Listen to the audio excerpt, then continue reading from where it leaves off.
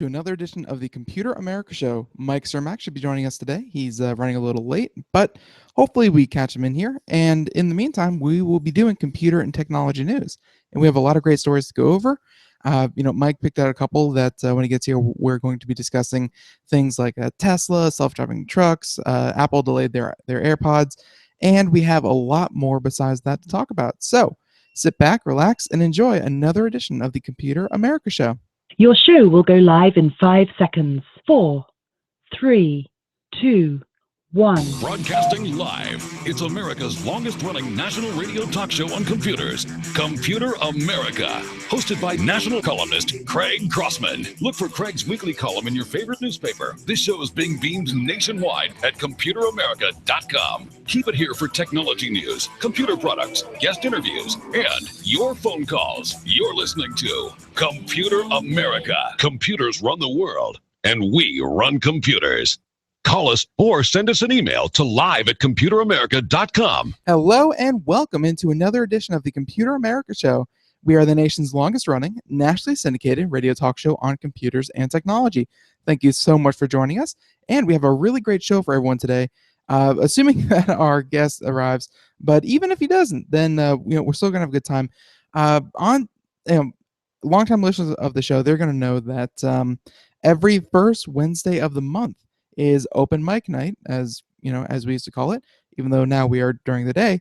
But Mike Cermak should be joining us here for the entire hour as we talk about many, many different articles, and we take emails and things like that for tech support. I know it's one of the most riveting things you can possibly listen to. But we just, Mike is a really knowledgeable guy, and he does this for a living. He sets up, businesses with what they need, and I can see he just joined us. So before we get to Mike himself, though, I think I'm going to take a few minutes here to talk about, of course, ComputerAmerica.com, where you will find links. And not just links to just random places, but links to important places, including our guest website, which today for Mike will be techguy.org, where we actually have a more permanent link, buried away in our friends of the show kind of freeware kind of thing. But definitely check out techguy.org if you are at all interested in getting tech support, if you need troubleshooting, if you need help, if you just want to help others, if you want to do anything with your computer, definitely check out techguy.org. It's a great forum and a great place to find the help that you need. And of course, also at computeramerica.com, you will find links to all of our social media. And that is important because not only do you get updates about the show and, before we air, who's going to be on, different contests and things like that. But one of the contests that we do is exclusive to our social media, where you go to Twitter, Facebook, Google+, what have you, and you subscribe, like, follow, and you are entered to win a Keys to Go keyboard from Logitech. And we're giving that away for the next foreseeable future while we cook up something different. But it's a $70 value, and we are happy to give that away because it's a really nice keyboard. Now, one last thing is that if you have a comment, question, concern, anything you want to know for myself, for the guests, or even recommend a new guest for the show, feel free to email us live@computeramerica.com or submit a question on our website. It's just that easy. Now, with that being said, wow. Okay. So now with that being said, I think we're just going to jump right into this, and I'm glad that he was able to join us. I'm going to ask him because I think it's my email server that's kind of acting funky. But sorry about that. But I want to welcome on the show Mr. Mike Cermak, owner and operator of TechGuy.org and longtime Computer America correspondent. Welcome back. Hey, thank you very much. How are you doing today? I'm doing pretty good. I was scared that you were going to be a little bit later than just 1 or 2 minutes, but you made Absolutely. Well, and I was a little nervous too. I've got a new computer in front of me, and I was like, I haven't used Hangouts on this thing yet. I hope everything works.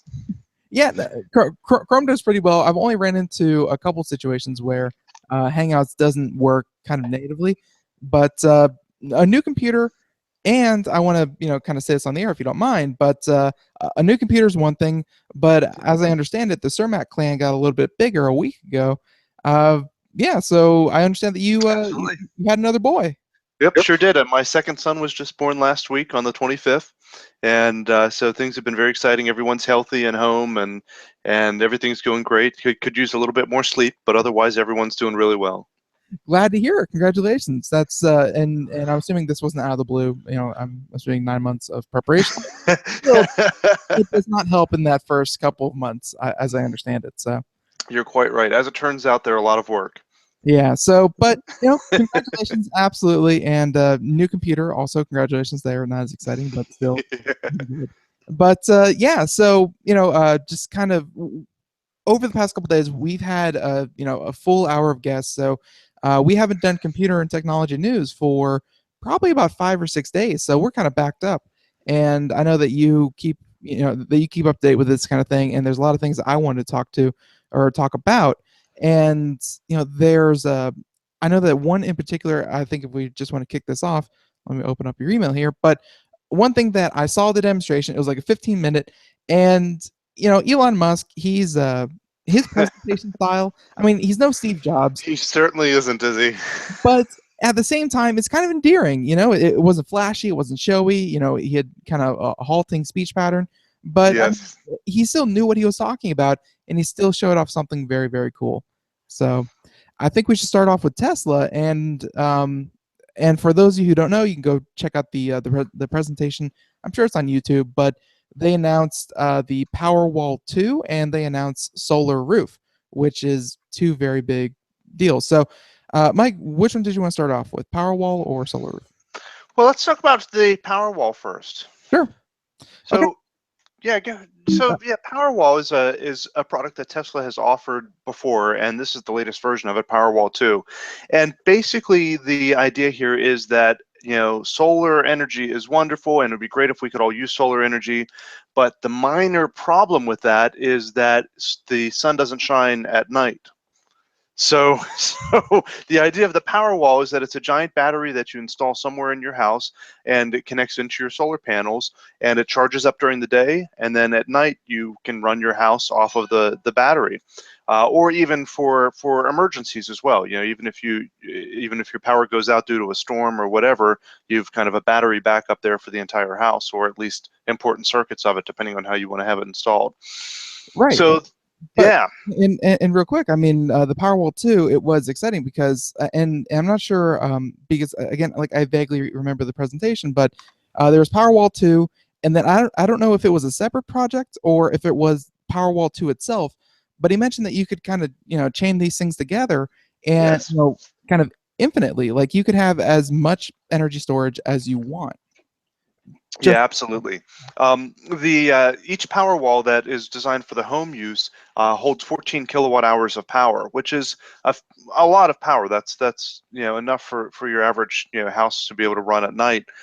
Depending on how big it is, you can get multiple ones, just like Ben said, and install several of them in there. For larger homes, you might need to install 2 or 3 of them if you want to be completely off grid, on average, to charge up during the day and run off at night or on cloudy days. So that's definitely a possibility. And the other exciting thing about it is the price point is a little bit more exciting. They cost $5,500, which is an awful lot of money, but it's basically like a backup generator for you, and it takes you off the grid. And in areas where there's areas where if you have solar panels and you're generating more electricity than you can use, you can send that back to the grid, and the power companies pay you something for that generation of that power. Same thing here. I have solar panels on my roof at home and up at the office, and on peak beautiful days like today, where there's not a cloud in the sky and it's kind of cooler but not too cold, we're not using a lot of heat, so we're generating much more power right now as I speak than what we're using. And so that goes back to the grid, and we get credited on our bill for that power that we're generating. But you don't get credited the same amount, as it's not an even switch. So they pay you less than what they charge you Right. for generation. So in a lot of areas of the country, especially in California and places like that, it's a huge difference. And also there's a huge difference in how much you pay just by time of day.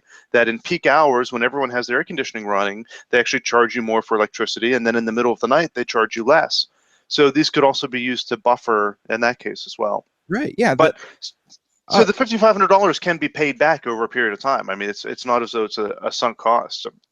No, and Tesla, or Elon Musk in his Tesla presentation outlined kind of, he made a very very concise kind of comment where he said Tesla, you may know them for their cars, but they're not a car company. They're a Right. complete solution to energy. So, and we're going to talk about it in a little bit, but it goes from solar roof, where you get your power from the sun, and then Right. you have a power wall, and it stores the power, and it powers your house, and then that goes into your electric car, which is your Tesla, and it's a whole system that I think Tesla really wants to emphasize, that you know and it felt like more to the shareholders and investment companies and things like that, Well, where he really wanted to emphasize that even if our car sales go down, even if this happens, even if that happens, it's not a big deal because we have a really good whole solution. yep, absolutely. You're right, and he's such a visionary. I mean, you're absolutely right. He's not a great presenter, especially compared to Steve Jobs and a lot of people, a lot of his predecessors. But he is such a visionary, and I think you're right that his style was a little endearing. He doesn't seem too pompous the way he presents. He's just like a human being almost. Yeah. But he has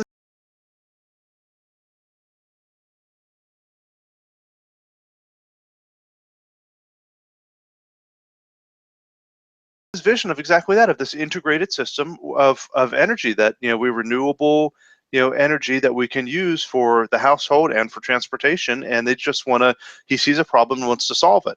Oh, the cars, there's no good battery powered cars out there. Well, here's a good one. Well, how are we going to charge those things? Well, we'll have solar panels, and what are we going to do at night? And just just here are the solutions.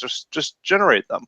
And I think you're right. Not only are they trying to point out to shareholders that Tesla is not just cars, and by the way, they changed their name from Tesla Motors to Tesla. Mhm. Even their domain name switched from TeslaMotors.com to Tesla, because exactly that. They're not just a car company, and I think that's emphasized also by the freaking Gigafactory. I mean, they're building this giant factory there, the largest on the planet, to build batteries, and they're not just going to go in cars; they're going to go in power walls like this. Right. Yeah. And that power, and that gigafactory is going to be huge.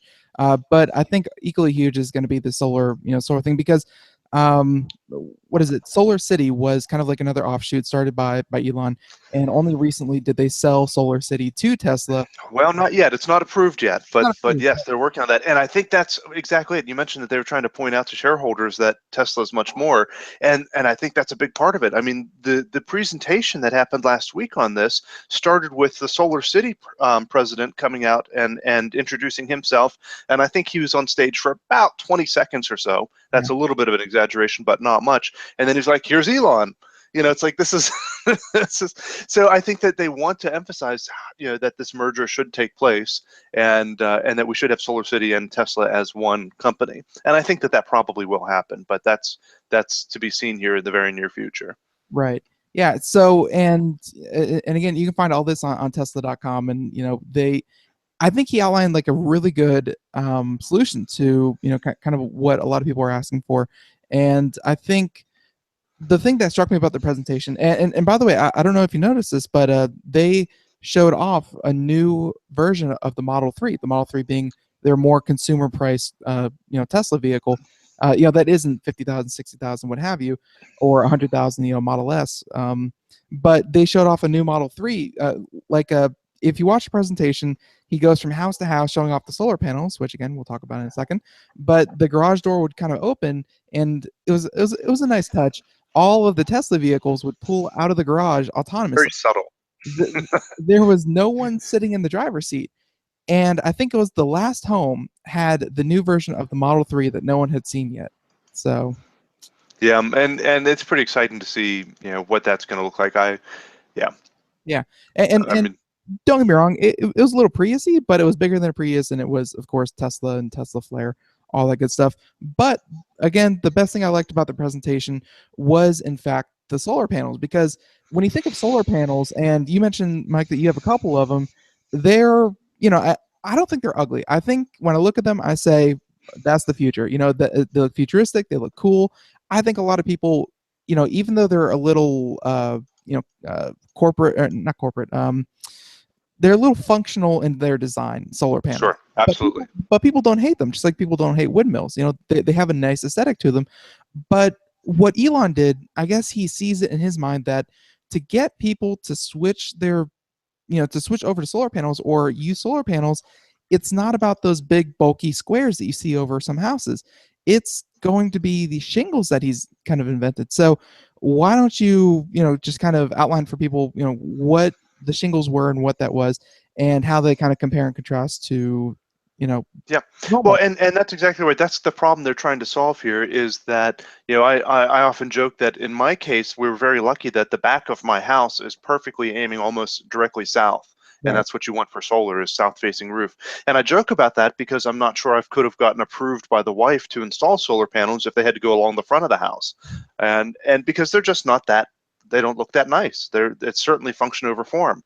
And that problem is even more exaggerated in places where you have a homeowners association, because there's areas where it's difficult to get approval for a solar panel because they, don't look that beautiful to many people. To Ben and I, we might see that technology and think it looks beautiful, but to a lot of people, it doesn't have the aesthetics that they're looking for. So the solar roof was the key part of the presentation last week.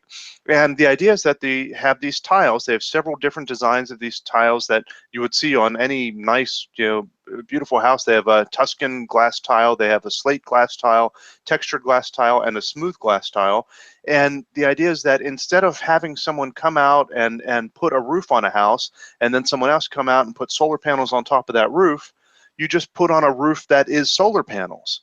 So all of these tiles are installed similar to the way a normal tile roof would be installed, but these tiles are solar panels.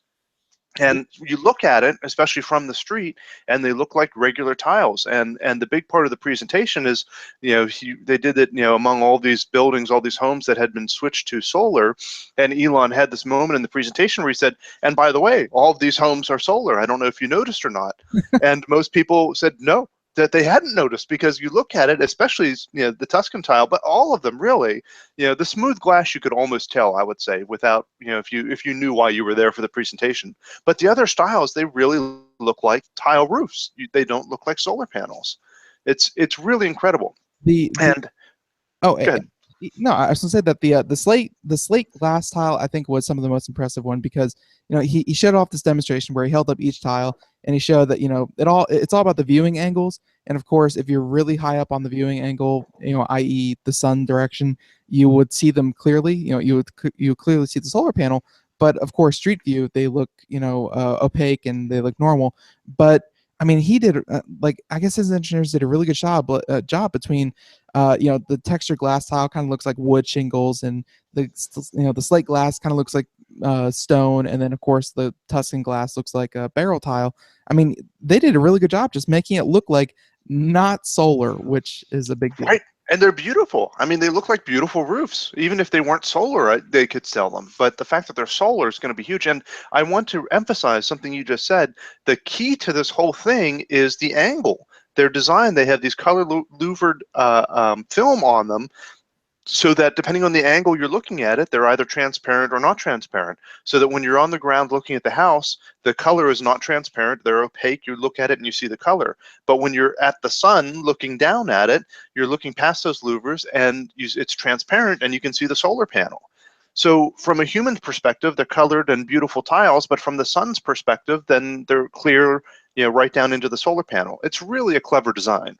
It is, and just like you said, kind of, I kind of jumped into the presentation just because like I saw it on my news feed and I was like, oh, I should check that out. And like I went in with no expectations, and then to see that, I mean, I was right there with all the reporters on the site where it's like, oh, by the way, all these are solar panels. It's like, wow, you did a really good job, because I mean, I think he fit like the traditional style, the barrel tile, which fits a lot of whatever Tuscan style that is. But and then I showed it to, of course, Craig and my mom, and Yeah, they really like the glass tile. It looks like just kind of black glass, long, smooth. Hmm. very very modern, but very very nice looking. And it depends very much on the house and the style of the house as well. But the nice thing is they have these key styles. I mean, to show that they can do this, they can do practically anything then. But the trick to all of this is going to be cost, Yeah. because you've got a lot of problems with it. It's a great idea to have solar panels. If you can imagine going forward, if we could get the cost down enough on this that whenever it's time to replace your roof on your home, you have the decision to make, well, do I want to pay X amount for a regular shingle just like I always have every 20 or 30 years? Or do I want to switch to the solar ones, which look just as nice or nicer, and are going to generate some electricity?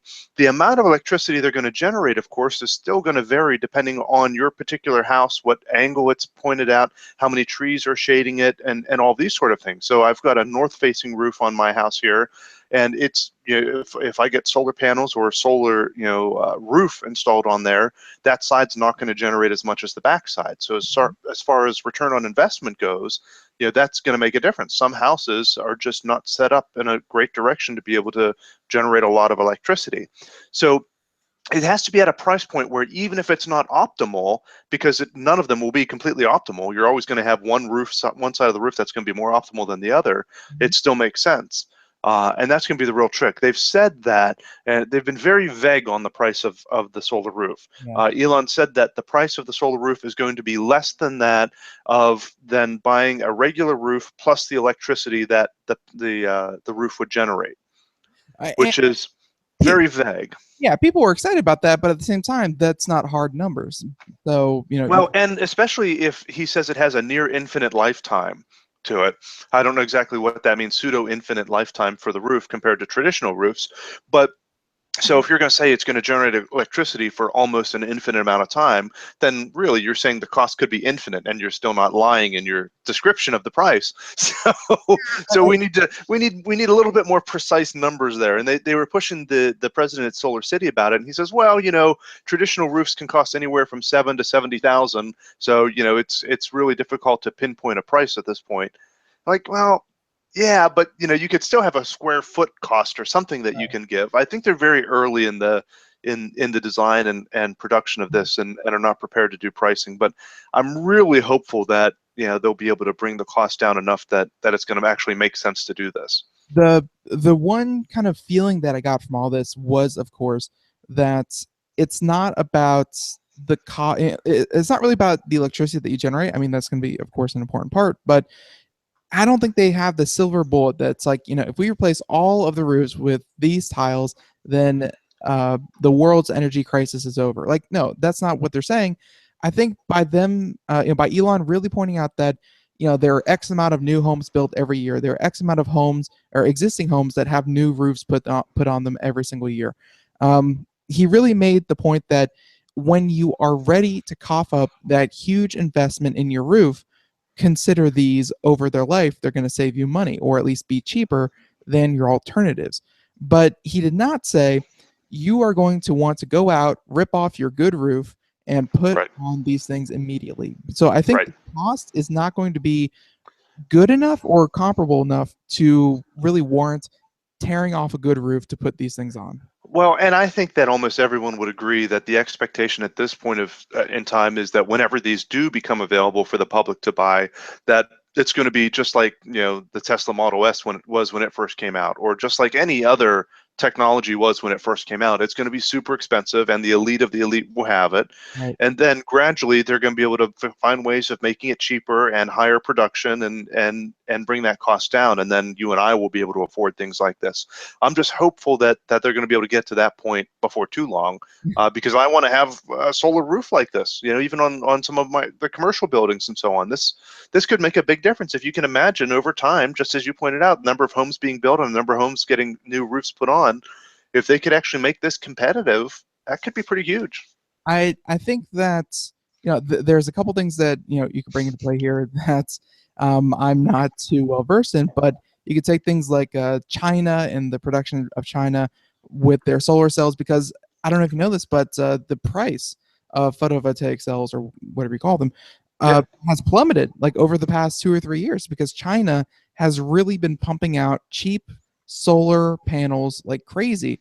Right. And so I feel like if Solar City, and again, this is all ramblings of a mad Ben, but I think Solar City as an investment opportunity, and therefore as a company, would have went under, because China just would have undercut them so much that it would make no sense for anyone to really invest in these solar cells. But I think Tesla as a company really wanted Solar City around to be able to bring a product such as the one we're talking about, which is the solar roof. So by bringing them into Tesla, they guarantee that Solar City and all the research that they've done, and like that's kind of my point was that you mentioned the cars and the power walls and the batteries. Like Tesla, luckily, does not have to start from square one with these solar panels. Solar City's been around for a couple of years now. They have a lot of research under their belt, so when they do make it to the market, at least they're going to have some expertise and not be kind of learning as they do. Yep. But yeah, I really do feel like them absorbing Solar City was strictly to keep them solvent while they worked on this product in particular. Well, they mentioned several times during the presentation that the idea is that it needs to be an integrated system, and they pointed out the cars and the power walls and the solar power generation, that they want everything to be integrated. And it seems to me they probably have other ideas beyond what we're imagining of, in 5 or 10 years of how that integration is going to go even further. Right. I don't know what that means exactly, but I mean, there's been talk of even using the battery within the car as your power wall, that during the day it can charge up, and at night or in emergencies you can run your house or circuits of your house off of the car's battery. Because the car, my Tesla has an 85 kilowatt hour battery in it, Yeah. and the power wall we're talking about here is 14 or 15 kilowatt hour. So I mean, there's other things that are possible going forward, and to have these companies under one roof, so to speak, would make some sense.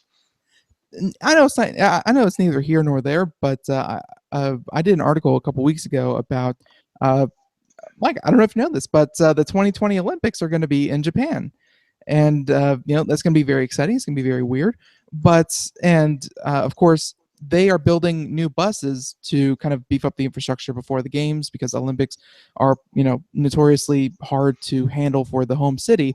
But their buses, kind of, you mentioned using a vehicle as backup power source. They mentioned that in Japan, in case of emergencies, they are using hydrogen fuel cells. Like so like people are like solar and battery and stuff like that. And it's like, no, the Japanese are going headfirst into hydrogen fuel cell. So that's just what they chose. They're going to go in hard on it, but they're building new buses that are going to run off of hydrogen fuel to ferry people around in the 2020 Olympics. But they mentioned that each bus is like a 140 kilowatt uh, kind of generator that in cases of emergency they can put these buses wherever they need them, and they Hmm. can power things off of the bus. Yep. So Well, and you could imagine if they get these power walls, and the other thing we didn't talk about was the power pack, which is the larger version of the power wall that's right. installed in consumer locations or even for the grid, the power company itself. But you could imagine if you have a lot of these power walls spread apart, all over the city and in nearly every home, what that would do also to issues where you have high demand power issues, in some places where you have to have rolling brownouts or whatever at peak hours. If you have batteries everywhere, then you have a buffer there. It helps with that. Or if you have a bus you can plug in, I guess that works too. No, it's definitely a problem. And I do want to point out one thing, that in a lot of places all over the country, you need to really pay attention to your utility company in your local place. I've actually heard of cases where the utility companies, the electric companies, are actually charging their customers for feeding back into the grid because they kind of consider it waste electricity, and they're dealing with your waste. So they are charging you for feeding back into the grid. So I mean, it's and that's just like now where only a small percentage of people are feeding back into the grid. But if something like what you're doing, Mike, or if a lot of people get, Tesla solutions, I mean, it's going to become more common, and we might see things like that in the near future. Who knows?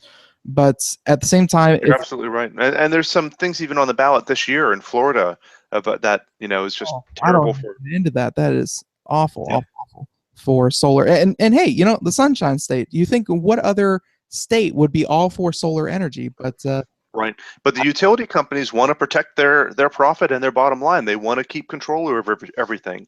yeah, And you can't really blame them for that, but the consumer's got to be smarter than they are. Just because they put the word solar in it and it sounds great, in their one sentence description on the ballot, you got to do your research before you go to vote. it's usually that way with politics. Like whenever there's an initiative or a ballot or whatever it is, whatever they say, it's usually the opposite of the title of the initiative. So it's like, you know, uh, the Freedom Act, actually revoked a lot of freedom and had a lot of mass surveillance. Like, it's little things like that, but definitely be savvy. But my point with that was not, hey, don't invest in solar energy because you'll be charged more money. It's that batteries are going to be super, super important in terms of renewable energy, because having a separate entity handle your excess energy might not be the best solution. Batteries might be the best solution. Just store it and save it for later. Yep. So with that being said, wow, we just killed the first half hour of the show just doing Tesla. But Tesla's a lot of fun, and I do not regret it one bit. But when we come back, we continue on with Mike, and we have a lot more topics to talk about. So we're going to get into self-driving trucks and truck drivers. The future is fast approaching. Sorry to say it, but also Apple is delaying their AirPods, along with a 3D printer. And I know we just had on a 3D printer on the show, but Mike has one. Stay tuned for more Computer America. Looking for a best friend? Brother Wolf Animal Rescue has your best friend waiting just for you. The mission of Brother Wolf Animal Rescue is to help build a sustainable, no-kill community where no dogs or cats are ever killed for population control, where true euthanasia is reserved only for animals who are irremediably suffering, or for animals who are truly a threat to society and with no hope of rehabilitation. Brother Wolf staff and volunteers go door to door, neighborhood by neighborhood, to educate citizens about local resources available for at-risk pets and to help their families connect with those resources. Brother Wolf's community-based approach to no-kill helps keep family pets healthy, happy, and in their homes and out of the local shelter system in the first place. For more information or to make a tax-deductible donation to this wonderful 501c3 organization, visit their website at www.bwar.org. Help to realize Brother Wolf's vision when no animal is euthanized for lack of a home. Who's a good boy? Hi, this is Craig Crossman, host of the Computer America Show. You have important meetings to schedule. Your company's getting ready for its IPO, and you're in charge of the PTA fundraiser this month. So how do you coordinate everyone to be available at the same time? Are you still using emails, phone calls, even text messages to schedule meetings with a group of people? How's that working out for you? Not so great, huh? It's a fact that every day, millions of people suffer from scheduling headaches. Well, with Doodle, scheduling meetings with a group of people is quick and easy. With Doodle, you can easily propose available times to each member. Each one checks off the times that they're available, and then you simply pick the time that works best for the group, all in an easy-to-read display that integrates with your existing calendar. Nothing could be more simple. Give Doodle a try for free, and like millions of Doodle users, you'll truly see how easy it is to find the perfect date and time for all your meetings. That's www.doodle.com.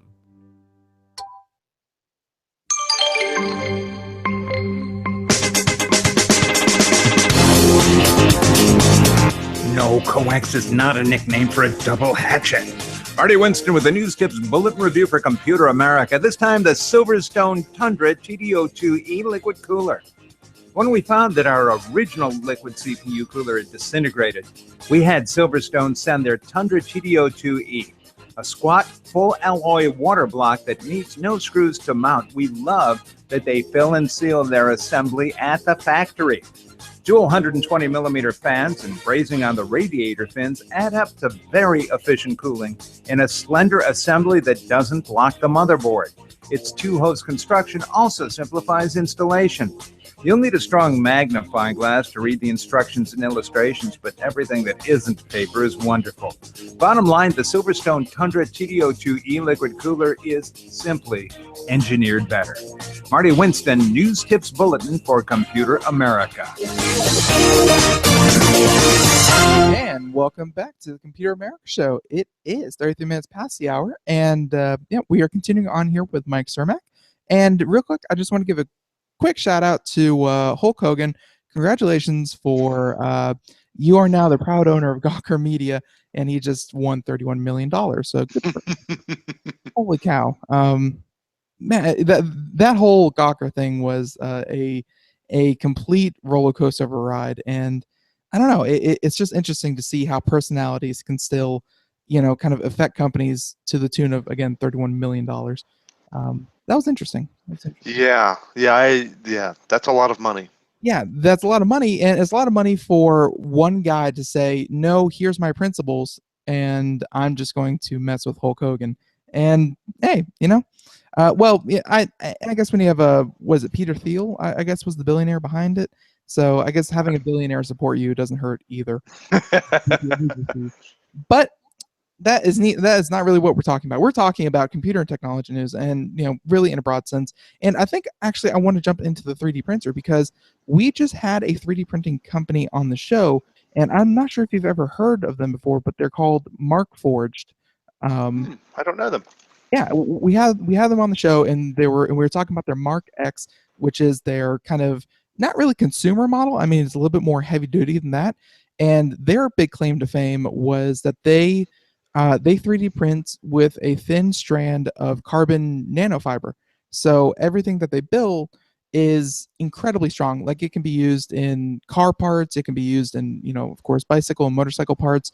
Like you just 3D prints a working part right off the floor. So it's, not that kind of thing. So, but yeah, I think because, our listeners are kind of in the 3D printing mindset from having them on, why don't we talk about your 3D printer and what you're using it for and, kind of why did you get a 3D printer?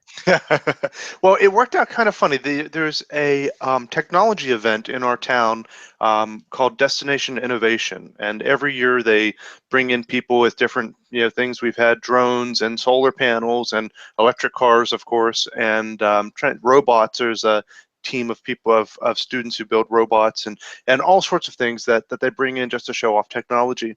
And one of the things they wanted to show was 3D printers, and there's a local company that had a 3D printer that of course stopped working a couple of weeks before the big event. Of course. And so they brought it into us and the computer company and said, can you fix this? We're like, well, sure, we'll give it a shot. and, and how hard can it be? And so one of the guys at my office, Carl, I've got to give credit to Carl. He did an awesome job. He took that job and just made it his own and spent a lot of time and got this thing up and running, and it works very well.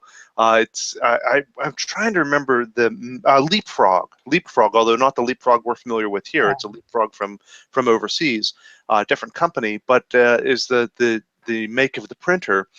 And they're fascinating, and I'm sure most of your listeners are somewhat familiar with 3D printers already, that it's an additive based printing that just like your inkjet sprays ink out of the nozzle and sprays it onto the paper, instead of spraying ink, it sprays plastic or ABS or something else to or in the case of this printer you were discussing, nano carbon fiber. Yeah, that's awesome. I'm gonna have to look that up.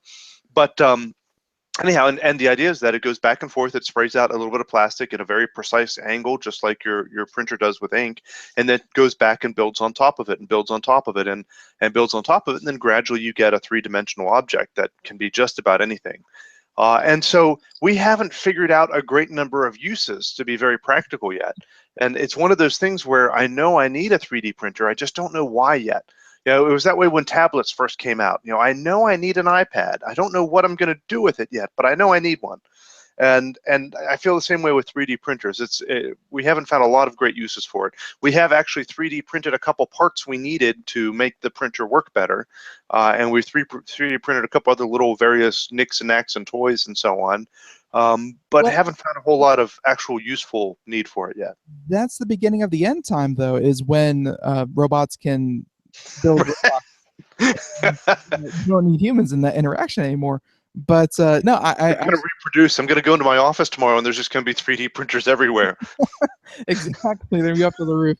No, I actually looked up Leapfrog 3D printers. Are right here. These are actually, for some of the 3D printers, because there are different tiers. I mean, 3D printers, on like the highest scale, have actually been used in the manufacturing process since like the late 80s, early 90s.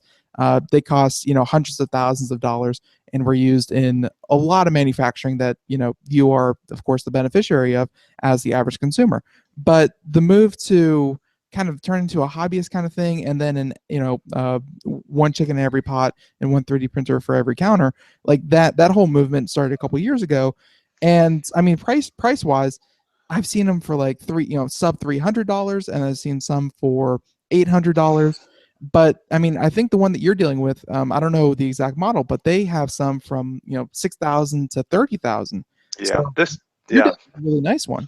It is a nice one for sure, and it's a big one as well. Some of them have, are very limited as to a small, footprint of the item that you can print. This one's pretty big. I mean, you can print some big stuff. It takes a while to do it. I mean, you're talking about hours to print something of any substantial size. But it's remarkable, and it's really interesting to watch it work. It's almost hypnotizing to, you can stand there for half an hour just watching this thing slowly appear in front of your eyes.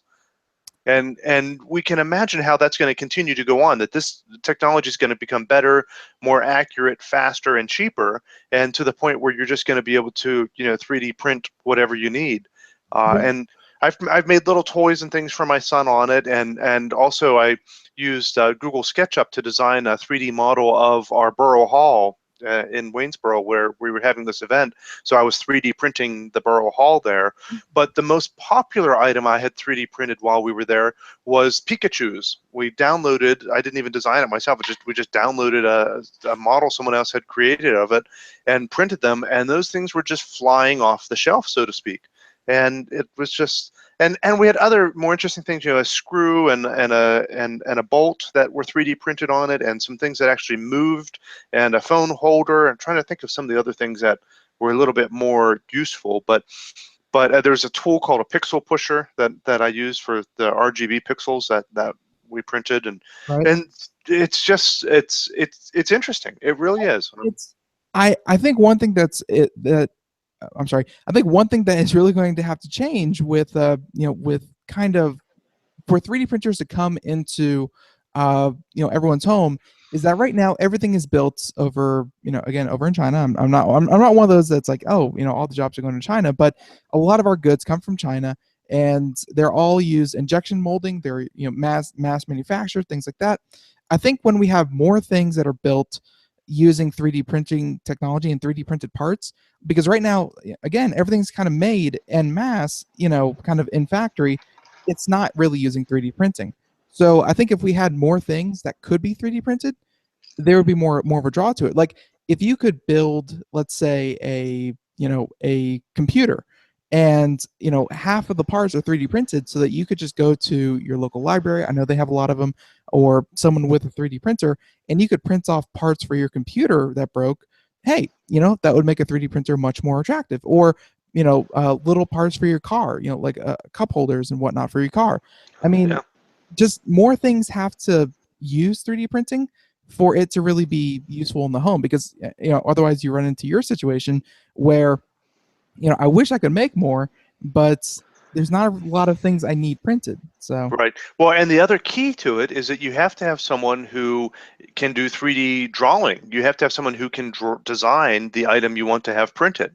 And there's things like Google SketchUp's really easy to use. I mean, if I can do it, anyone can. And there's much more complicated AutoCAD style programs you can go in and design things. And like I said, even moving objects that once they're printed, you can make them rotate or screw together or do whatever. right.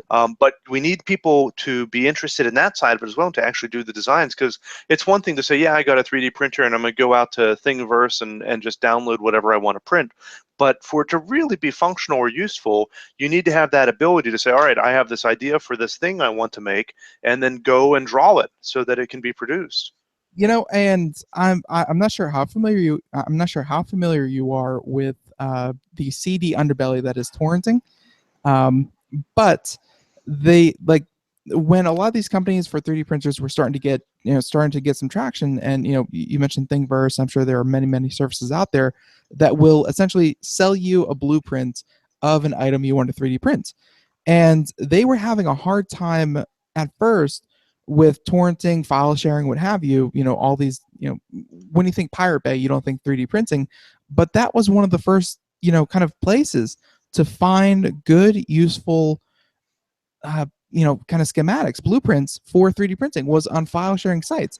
People would make them, they wouldn't charge money, they would upload them for free, and then anyone can go online, download them, and use them. So I know that there was a big file sharing community for 3D printers where you could just kind of download anything that you want that these people put up on their own time for free. So at least there's a community for sharing blueprints. Yeah, absolutely. Yeah, and I think that's going to continue to grow. That's it's neat to see that, and it makes you wonder what's going to happen going forward in terms of, copyright and patent and all that sort of thing. If it's going Right. to be really easy just to push a button and print it yourself. Right. And do you really own, just a basic sketch, or do you own the product that was produced? I mean, it's not. It's kind of the same thing that's happened with music in a lot of ways, where the recording industry pushed back on the internet for a long time until they finally accepted it, and now it's easier to legally purchase music or stream it legally than it is to go through a torrent and the risks inherent with that. And I think it'll become the same thing, that there'll be, and there probably are, but I think there's going to be many more ways of being able to create a design and then sell it yourself online. I think there's a lot of opportunity there, But and also the other side of it is for people to make those designs. If I have a need, I need a cup holder that's going to fit this dimension. If I don't want to sit down and learn how to draw that myself, to hire Ben down there to draw it for me, and then it gets 3D printed somewhere here in my town. right. I Yeah. mean, it doesn't matter where you're located to be able to do that. Right. And it's I'm sure there's going to be lots of court battles over things such as I know when digital music first became a thing, they were like, "Well, what if I buy the music?" And it's like, "Well, the music is yours. Congratulations." It's like, "Well, what if I make a copy of that and give that to my friend?" Well, then you just stole our music. How dare you? Right. It, Yeah, right. it's like, There's licensing involved there. It's not as black and white as a physical object. but I will say that 3D printing in its smallest form is going to continue to try to make its way into your home. But 3D printing in the largest sense, I mean, we've talked about this with we every month on the show. I think he's on every second Friday of the month. I should really know that. Ralph Bond, and he works for Autodesk, who of course kind of makes all of that kind of good software. And he loves bringing us 3D printed bridges that are printing themselves, or he loves to bring us 3D printing houses where you can build a house in like 48 hours using concrete.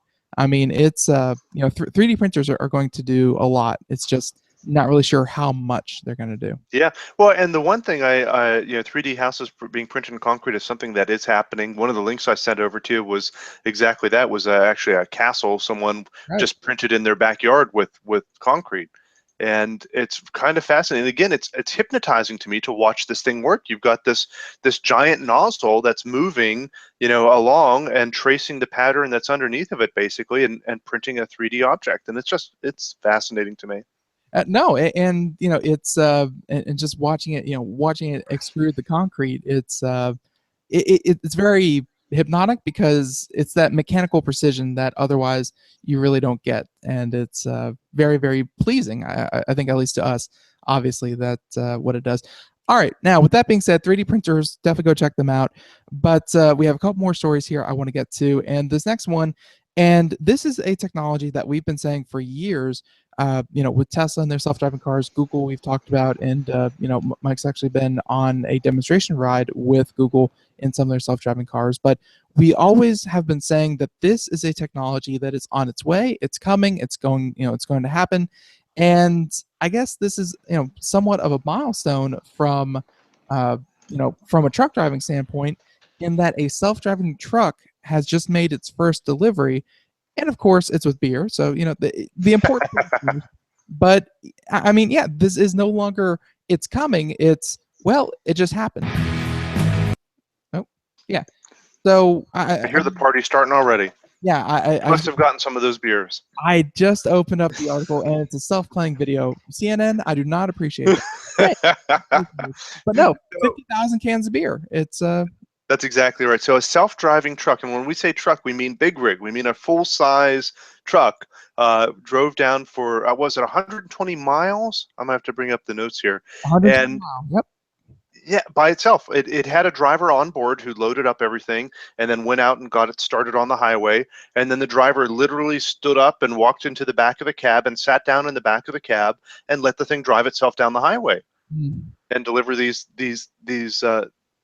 beers. And of course, it sounds much nicer than what it actually was. In fact, because of the way regulatory things are, they had to get approval from the state to be able to do this in Colorado, and also it was surrounded by police cars as it drove down the highway. It was escorted like it was the president of beer going down the highway here. Right. Uh, but it's a demonstration of what's to come. I mean, if we can get by the huge obstacle of regulatory approval for this sort of thing, we're quickly getting to the point where self-driving vehicles are safer than human driving vehicles.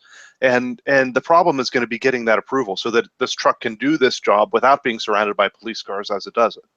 Right. I'm not, and surrounded by police cars. It's real world, but it's not true real world where the truck is falling behind a Honda Civic that the driver is trying to smack their kid in the back seat and drink a soda and being erratic in their own way. I Right. mean, it's not really true. Kind of what happens on the road, but hey, it's enough and it's a start.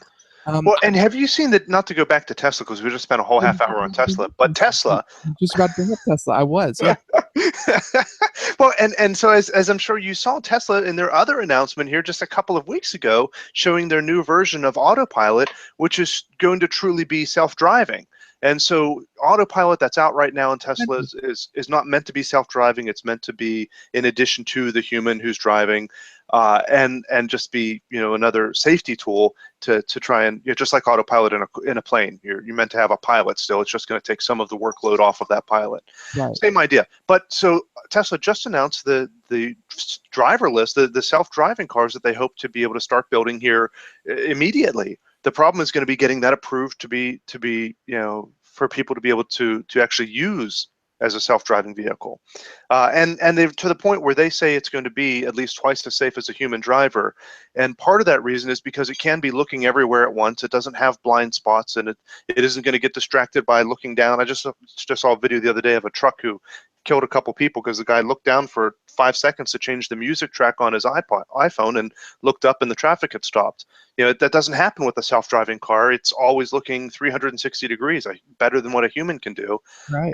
And they're going to continue to get better. The software makes it such that they're going to continue to learn from one another, so that if one self-driving car makes a mistake and has an accident, the whole fleet is going to get better about it.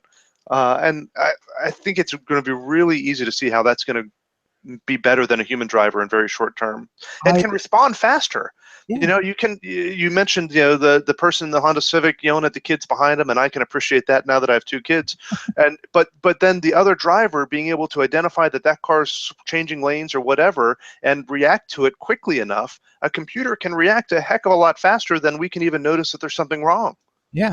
No, and one thing that I kind of liked about the Tesla presentation, and again, it's kind of why I would definitely consider myself an Elon Musk fanboy. I think he's one of the smartest people, current generation, probably current generation, undoubtedly. Present company excluded. Present company excluded, but no, he and all the listeners, they're super smart too. But of course, all right. But I do want to say that his problem solving is so on point that you mentioned, it's not going to autopilot is not going to be turned off at the start. It's going to learn. It's going to I think the announcement a couple of weeks ago was every car that comes off the line after this point is going to have the capability to be fully autonomous. Right. And that was a big announcement. But that's huge. I mean, people underestimate that. They don't even realize that technology is available. Yeah, and it's in cars that you can buy. Well, at least there are cars that you can put yourself on list to buy today. But I think his problem solving was the big hurdle is now legislative and policy and what have you. And that's going to be so difficult to get around. It's not, though. And I think he came up with a really good solution, was that he's going to let people drive, however many Tesla cars he's going to sell. If he gets 100,000 out there, good for him. But every single car that's out there is going to have quote unquote shadow mode on their computers, where they're going to be constantly tracking how you drive. And it's kind of like, the snapshot by the insurance company, I forget which one, Progressive. There we go. It's kind of like that, but on steroids, where the computer is going to be essentially driving the car, but it's not going to have any input. So the human's still driving, the human does this. And then after a couple months, after a couple years, Elon is going to have a fistful of papers and say, if my cars were driving instead of the drivers, we could have avoided X amount of accidents, X amount of deaths, X amount of property damage, X amount of, what have you. We could have avoided all of this if my cars had been driving instead of the drivers. Right. And I think that's going to be a very powerful piece of information if he can go there and say definitively that my cars would have sensed and it would have stopped 90% of car accidents or car fatalities involving my cars. And that's Yep. important. See, part of the problem, though, is that you're looking at facts, and people deal too much with emotions, and they don't like the idea of a computer driving down the road next to them, without anyone paying attention, seemingly. Yeah. It's that gut reaction that I don't trust computers. Computers fail sometimes, but they don't realize they fail at a much lower rate than humans. And it's one of those things that, and the problem is going to be, once we have self-driving cars on the road, we're going to have someday when a self-driving car drives into a playground and kills some kids, and we're going to say we can't have self-driving cars anymore, despite the fact of the hundreds or thousands of people who have already been saved by them because we had this one accident. And it's difficult for us to look at it in that perspective because you don't see the ones that were saved. You only see the bad ones. Right. Even that, I mean, there was the first ever fatality caused by a self-driving car, and there was a huge, backlash about, well, what happened. And admittedly, Tesla came out and said that he was not using the autopilot feature properly because if Yeah. he was, he would have avoided it. But at the same time, that one death, while everyone was talking about it, I mean, I think it was like this year there were something like President Obama came out with the Department of Transportation. It was like 30,000 car fatalities, involving people and driving or being hit by cars. 30,000, and then there was one instance of a self-driving car, and it's like, I know they're not that widespread, and obviously it's a it's a matter of scale in this case, but at the same time, I wish more people did deal with that because self-driving cars are going to be much more aware than people are. There's just no way around it. I only have 2 eyes, 2 ears, and one brain, and these cars are going to just be so much better at sensing their surroundings. I can't wait. I think it's just my ultimate point. I can't. Yep. Yep. I'm excited. It's coming. I mean, you can fight it, but it's coming. Right. And well, and if anything else, or if nothing else, 50,000 cans of beer are now available thanks to self-driving truck in a different city. Good for Colorado, and Who can argue with those results? right, and very cool of Colorado to allow something like that, because that does take a little bit of guts to do that. But now the last kind of subject that we had to bring up for today was the AirPods, and the AirPods, I think, made a big splash during the Apple keynote when they announced the new iPhone, because of course the absence of the 3.5 millimeter headphone jack. We talked about that before in the last show. I mean, it was a big deal for not a lot of people, but whatever. But the AirPods were supposed to be the replacement, and it looks like they're delayed. So what's up with this? Yeah, exactly. So Apple just announced that they're not going to meet their expectations for delivering these things, and that they're delayed with no specific time in mind as to when it's going to be available. They first were displayed back here in September, not too long ago, and the AirPods, of course, they look just like your normal phones that come with the Apple devices, but don't have a wire. They're wireless. And it's very vague. We don't know why it's been delayed or when it's going to become available. Just that it's being held off for now, which is kind of a downer for a lot of people who are getting the new Apple iPhone 7 and had the expectation of being able to get these things, because of course they don't have the earphone jack, so they've got to use Bluetooth or an adapter to be able to use it. So it's a disappointment for a lot of people, and hopefully they'll be able to get whatever problem they're having sorted out. I'm hopeful we'll be able to hear more about that here in the near future, but right now that's the most we know. Yeah, and these things are still fairly expensive for what they are. I mean, 160. Yeah. Well, I say expensive, but they're higher end, and I think someone ran compare them to a bunch of other similar Bluetooth kind of in-ear headphones, and they found them to be actually pretty on par with. Well, and they have a lot of benefits that some average Bluetooth headphones don't have. They have got a microphone in them. They've got a touch sensor, so you can talk to Siri, and they've got wireless charging, so you can drop them into their little box they come with, and they'll charge back up. And being an Apple device, you certainly have high expectations on quality and functions that Right. you pay a little bit extra for that reliability. And they said their quote on it was that we don't believe in shipping a product before it's ready, and we need a little more time before it's ready. And so good for them for doing it, I suppose. well, good for them for doing it. Shame on them for showing us what they have and saying, well, you're gonna have to wait a little bit. I think everyone's antsy whenever they see the next cool thing. And hey, we didn't even get a chance to talk about Apple's latest announcement. I guess we'll, at least here on the show, we'll do it a little bit later on another day where we don't have a guest. But yeah, Apple came out with a 60 new seconds. MacBook Air and a new iMac and stuff like that.